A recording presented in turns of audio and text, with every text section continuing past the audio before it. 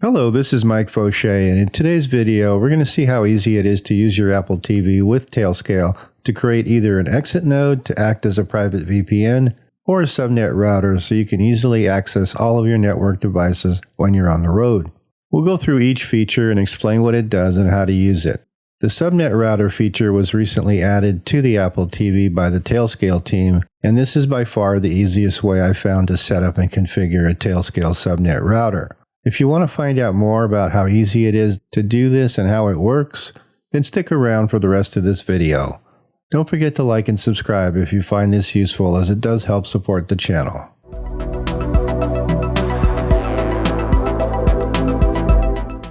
I was thrilled when Apple added device VPN support in tvOS 17, and as a response to that feature, the team at Tailscale released an app for the Apple TV allowing you to configure your device as a client as well as an exit node so that when you're on the road, you can securely route all of your internet traffic much like what you do with a private VPN, but without the cost. The Apple TV is nearly a perfect device for this function as it draws very little power and the networking is active all the time, even when the unit is on standby, making it ideal for this type of application. To add to that, in a recent update, they added the ability to create a subnet router, which allows you to securely access all of your devices on your network without any special configuration or port forwarding.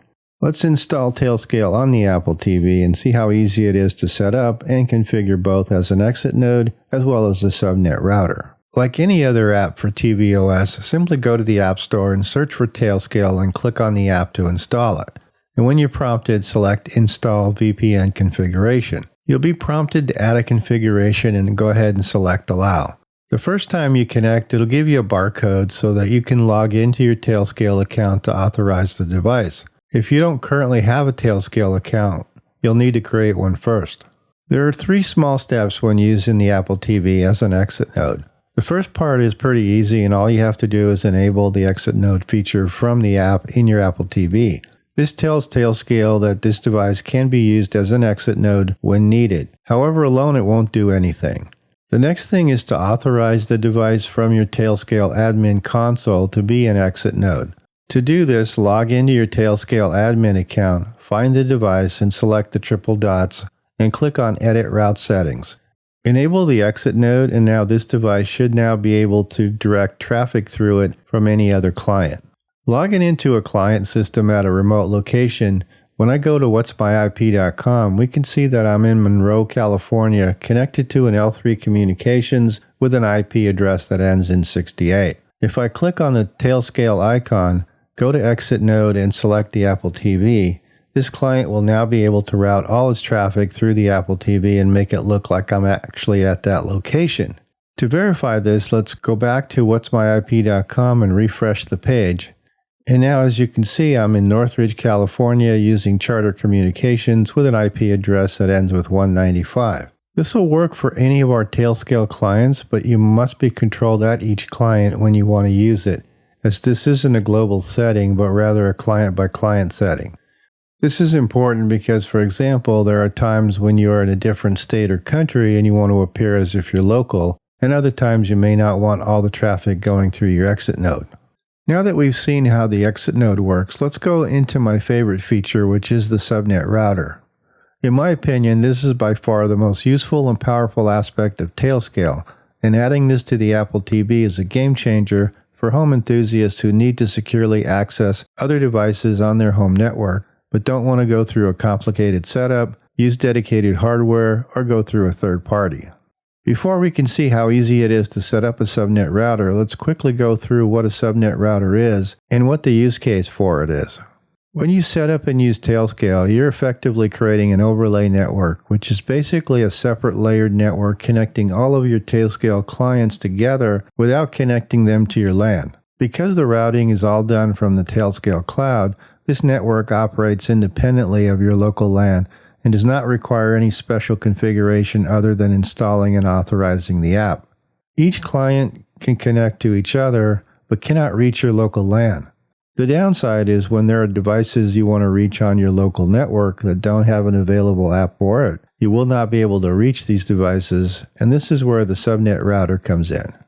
To set up and demonstrate how it works, let's go back to the Tailscale app on the Apple TV and scroll to the bottom where it says SubNet Router. By default, it'll be disabled, so you'll use the remote to select it and it'll come up with an option to configure it. Using the remote, we need to add one or more routes that we want our SubNet router to communicate with. If you're not familiar with routes, it's effectively the network IP range that your network's currently on. For example, if your router's at 192.168.1.1, then most likely the route you'll want to broadcast will be 192.168.1.0/24, which is the default configuration. We won't get into what the /24 means, but it will be used on almost every home configuration. If your router is 192.168.0.1, then the route you'll want to broadcast is 192.168.0.0/24. In my case, I use a VLAN for security cameras, so I want to broadcast two different routes, 192.168.0.0/24 and 192.168.100.0/24. So I can reach my devices such as my NAS units or my Unraid server, as well as my security cameras, which are on a different network. Click on Advertise New Route and it will enter the default route. In my case, I'll do it twice because I want to broadcast two routes. Then using your remote or your iPhone, select the route and edit it to match your actual network. So in my case, I changed it to 192.168.0.0 and 192.168.100.0. When you're done, hit the back button or the home button to exit the app. This is pretty much it for the Apple TV setup.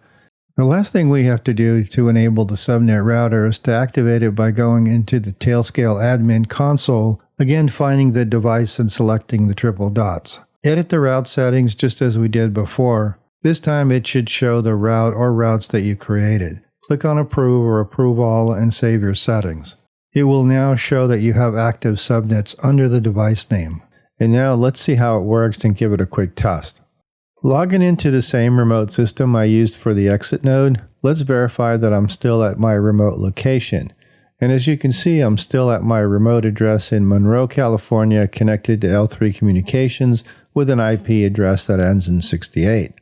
Without a SubNet router, if I try to access the web interface of my NAS unit at home with a local IP address such as 192.168.0.88, it wouldn't connect as it can't see a local IP. But because we set up the SubNet router, I can access any of the devices on my home network with a local IP, such as my NAS units, or simply go to the File Explorer and browse any of the files that are on my local network. And as I added a second route, this would also include things like securely accessing my security cameras. Unlike the exit node, when you enable this feature, it's available for all your clients. Also, unlike the exit node, all the regular internet traffic is not passed through the SubNet router of the Apple TV, and it will travel into normal internet connection when you're not accessing local devices. I've been using a SubNet router on Tailscale for years now, and I rely on it on a daily basis. When I set up my first device, it required me to set up and configure a Linux machine. Since the release of this app for the Apple TV, I've completely switched over to it and I've turned off my Linux machine. It works the same, but the maintenance, power requirements, and the setup of a dedicated Linux machine does not provide me any additional benefits, so this just simply simplifies my life. I really like this setup and I'm thrilled that they have released this app. It works extremely well for my purposes. The only thing I ran into was when I was experimenting with an older Apple TV which didn't have a 1 gig Ethernet adapter like the newer ones do. The performance was not as responsive as on current devices. If you already own an Apple TV, I would give it a try regardless. However, if you need to purchase one, make sure you get one with the Ethernet port. It should work fine with Wi-Fi, but it'll be much more responsive with a hardwire. I'm thrilled they added this feature, and that alone justifies the cost of an Apple TV. Anyway, that's about it for today's video. Please give it a like if you find this useful, and don't forget to subscribe. Thanks for watching, and I'll see you on the next video.